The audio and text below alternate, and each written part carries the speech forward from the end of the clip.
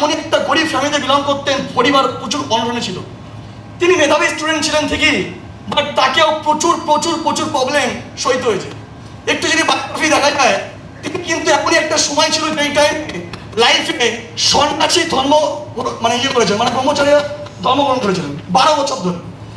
এই নরেন্দ্রনাথ দত্ত থেকে স্বামী বিবেকানন্দ ট্রান্সফর্ম হওয়ার জন্য যদি আজকে ওয়ার্ল্ড ওয়াইড কোনো বিগেস্ট ইয়াং এজে মোটিভেটর বা ফিলোসফার কাউকে ধরা হয়, তাহলে এনাকে ধরা হয়। কেন? ওয়াই? কি কেন? বিকজ ইনি লাইফে যখন স্টাডি ফিল্ডে ছিলেন, একটা স্কুলে চাকরি পেয়েছিলেন, যেটা ছিল ঈশ্বরচন্দ্র বিদ্যাসাগর স্কুল। পরিবারে এমন প্রবলেম ছিল, যে করে একটা চাকরি করতে করতে ঈশ্বরচন্দ্র বিদ্যাসাগরের কাছে কি একটা কমপ্লেন করে দেয় তার নামে, তো সেই চাকরিটাও চলে যায়, কাজটাও তাকে চলে যায়। তো তিনি লাইফে কি করে বুঝতে পারছেন না, পরিবারে মায়ের অসুখ, 3 ভাই তারা, এবং সে বাড়িতে মানে কি করে বুঝতে পারছে না মায়ের অসুখ, পরিবার অনড়ে রয়েছে। তো সে পরিবারের দায়িত্ব নেওয়ার জন্য কোথাও না কোথাও যায়, কিছু একটা করতে যাবে, টিউশনি পড়াতে হবে, চাকরি করতে হবে, এরকম একটা ব্যাপার।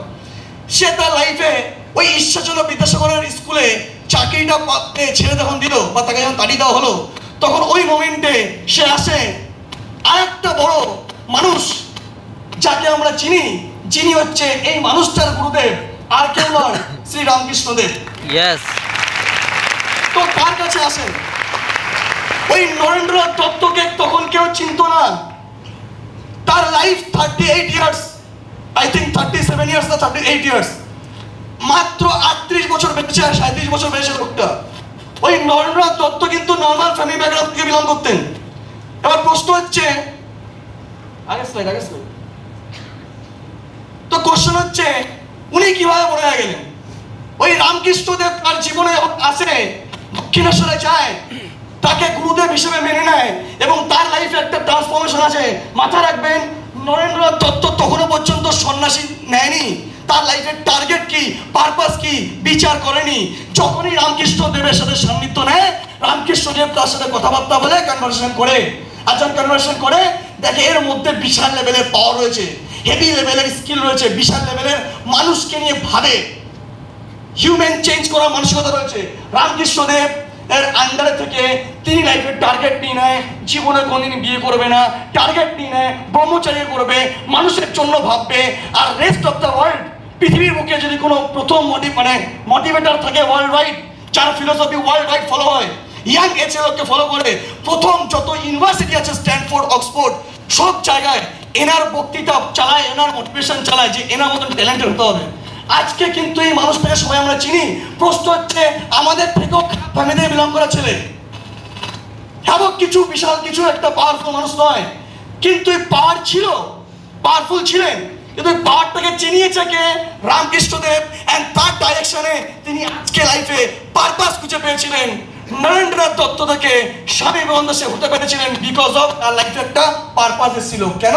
কারণ কি তার লাইফে গুরুদেব তাকে বলেছিলেন, যাকে সে গুরুদেব মেনেছিলেন, রামকৃষ্ণদেব। কথাটা বলতে পারছেন? সবাই মানা কি নেবেন? Next slide please.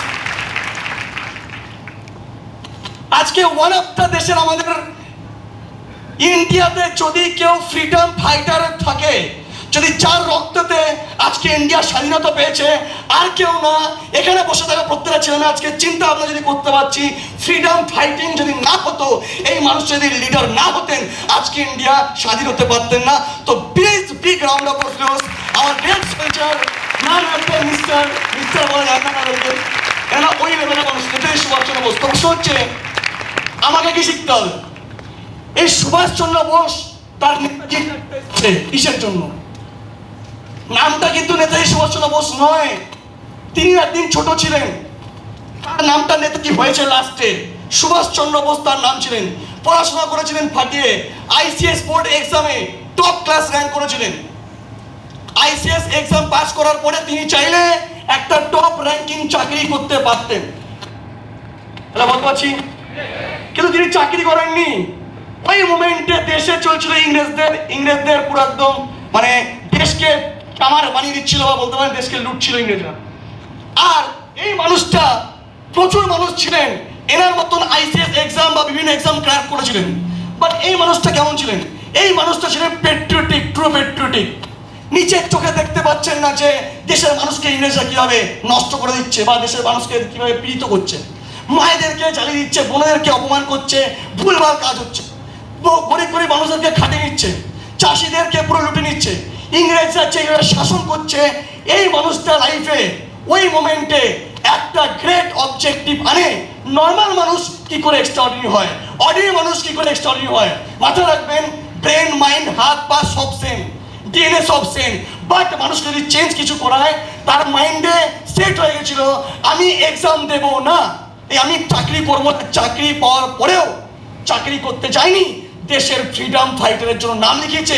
আর এত তেজ, এত আগুন, এত কিছু আজকের দিনে দাঁড়িয়ে ভারতবর্ষে যদি কোনো ছেলেকে কোনো আর্মিতে ট্রেনিং দেওয়া হয়, মাথায় রাখবেন এই মানুষগুলোর বায়োগ্রাফি পড়ানো হয়, বিকজ প্রত্যেকটা ছেলে মেয়ে যারা আজকের দিনে দেশকে বাঁচাতে চায়, এই মানুষদের ফিলোসফিতে চলতে হবে। একটা অর্ডিনারি মানুষ এক্সট্রা অর্ডিনারি জায়গায় চলে যাচ্ছে, এর লোক ভগবানকে পুজো দেয়, তার সাথে এই মানুষগুলোর পুজো দেয়। এখানে হয়তো মূর্তি আছে, নেতাজি সুভাষচন্দ্র রোড আছে, সুভাষচন্দ্রের নামে প্রচুর রোড আছে, মূর্তি আছে, প্রশ্ন হচ্ছে এই মানুষগুলো তো মানুষ। ওখানে অনেক মানুষ ছিলেন যারা চাইলে সংগ্রামে অ্যাপ্লাই করতে পারতেন, অনেকে আছে চাকরি পেয়ে গেছিল, তারা কিন্তু যায়নি, কারণ তারা পারপাসকে অ্যাকসেপ্ট করেনি। এই মানুষটার জীবনে চেঞ্জ হয়েছে কেন? বিকজ তার লাইফে একটা ফিলোসফি এসেছিল, একটা অর্ডিনারি মানুষ যায় কেন? বিকজ তার লাইফে একটা গ্রেট অবজেক্টিভ সে নিয়ে আসতে পারে। আমি কি বলতে পারছি না?